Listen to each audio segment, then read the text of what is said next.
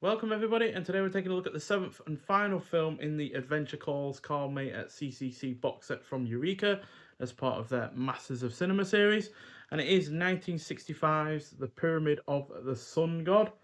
So this is once again directed by Robert Siodmak, who also did the previous film. It's also on this disc, The Treasure of the Aztecs, as well as The Shoot. So he's the only one to have done three films in this box set.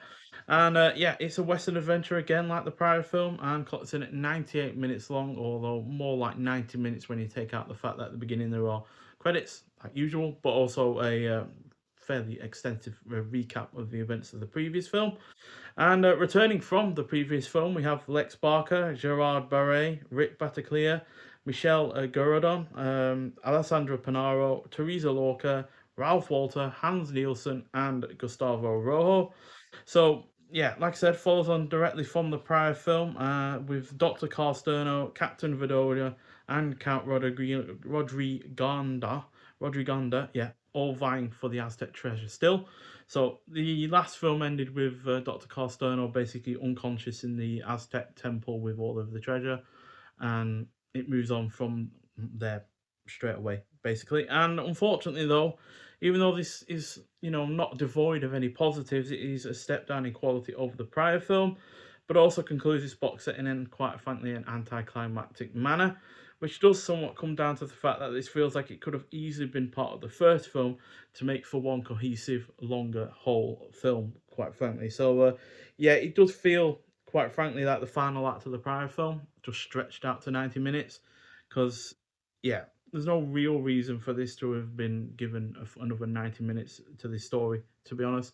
Feels only like half an hour to 40 minutes worth of material, quite frankly. So, yeah, and as a result, with that 30 40 minutes of material being stretched out to 90 minutes, the plot just isn't engaging enough to make up for that extra running time, and therefore it is also quite thin as you're stretching out very minimal amount of plot to a 90-minute running time. And yeah, it feels like one of those TV episodes, or maybe a film or based on a TV series that was, like, say, a half-hour episode, and then it stretched out to 90, 100 minutes. And yeah, this basically just feels like that, unfortunately.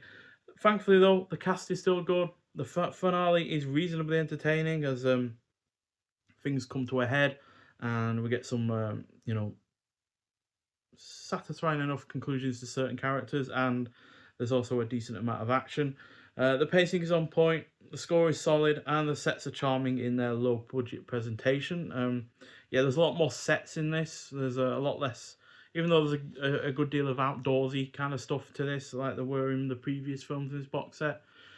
There is also a lot of sets, and even though they are obviously quite low budget, they are charming enough in their own right. So, yeah, unfortunately, this is only going to get a 3 out of 5. I really did enjoy the previous film that this is linked to, but this unfortunately does not manage to keep up that quality.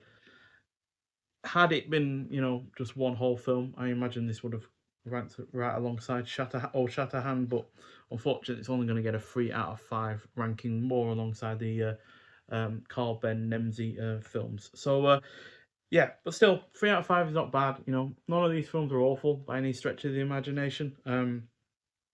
And they all do have their own positives in their own right. It's just that they can't. Several of these films just lack a little bit of that spark, a little bit of that energy to really help set them apart. But like the other films, this is a introduction to the film by Sir Christopher Frayling. You've also got a trailer, and there is a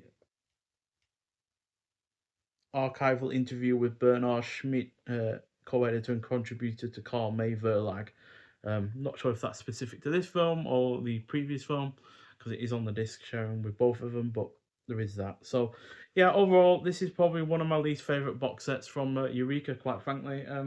Compared to the likes of the Terror in the Fog box set, and Zen and Sword box set, and Medusa Lives and such. It's just a little bit on the underwhelming side, unfortunately. So, yeah, my ultimate favorite of these 7 films is, of course, Old Shatterhand, and not far behind it is Winnetou and Shatterhand in the Valley of Death. So, yeah, not only the best film, but also the best disc of this collection. And then I put the three Karl Ben Nemzi films all in one. So that's The Shoot, Through Wild Kurdistan, and In the Kingdom of the Silver Lion. They're all decent, but again, like I said, they just lack a bit of that spark, that bit of magic, and not really all that energetic, quite frankly. Um, Third out of all seven would obviously be The Treasure of the Aztecs, as that also got a 3.5 out of 5. I put Pyramid of the Sun God fourth, but then I really couldn't determine between the Karl Ben Nemzi ones, to be honest. They were all just kind of merged into one kind of thing. So, yeah, like I said, not a particularly great box set, unfortunately. I really do like the presentation. I love the fact that they're using these cardboard and plastic, cases, like we've seen with Indicator in the past. And the hard box artwork and the like is also really, really nice. And all of the was it 4K restorations? Yeah, 4K restorations of the films also all look pretty good as well. And obviously you got the booklet to go with this as well on top of all of that. But so as a physical presentation, it's great. As in terms of the restoration, it's also great. But the films are a little bit more hit and miss, quite frankly. And to be honest, more miss than hit, which is a bit of a shame because I was hoping that these would be able to match the quality of the previous West German box sets that we've had from Eureka in the past. So yeah, it's making me not entirely look forward to the fantasy box set that they've got coming out later this year. I think that's also West German. Not as many films, but hopefully they are a little bit better than these, or at least more consistent. Because to be honest, to go from 4 stars out of 5 with the first film and then drop immediately after that, and then just hit a plateau of 3 out of 5 for the Karl Ben Nemzi ones is, yeah, was really disappointing. So yeah, but nonetheless, I'm not going to be too much of a downer on this because at the end of the day, these are all films that are new to Blu-ray, especially in terms of the UK. So I appreciate the fact that the work has gone into bring them to a more wider audience and make them more widely available. But unfortunately, for the most part, these films were not um, up my street, which is a bit of a shame. But that's just the way it goes sometimes. Nonetheless, so if you have seen the Pyramid of the Sun God before, let's hear your thoughts on it. But thank you for watching, and I'll see you in the next one.